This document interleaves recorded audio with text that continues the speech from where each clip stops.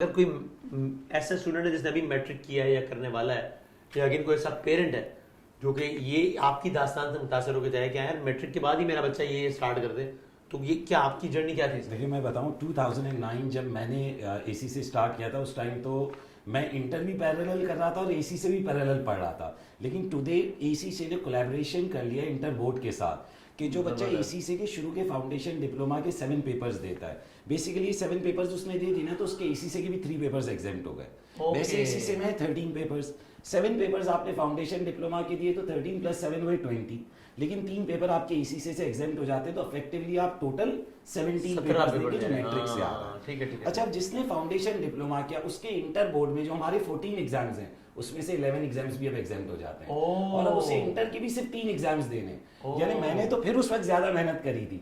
आज एक बच्चा मैट्रिक करके जो 16 इयर्स का है वो इसी से शुरू करता है तो फाउंडेशन डिप्लोमा के 7 पेपर्स देगा 1 ईयर में। उसके बाद इंटर के जो 14 एग्जाम है उसमें से भी 11 एग्जाम हो गए, 3 देने तो इंटर भी उसका हट गया और इधर एसी से में भी उसकी 3 पेपर की एग्जामिशन हो गई। अब वो एसी से में इंटर होगा, जो 13 एग्जाम्स है उसमें से वो आखिरी 10 एग्जाम्स देगा और वो एसी से को कंप्लीशन की तरफ लेकर जाएगा। तो इफेक्टिवली काफी नंबर ऑफ मंथ्स या ईयर्स सेव कर रहा है ना।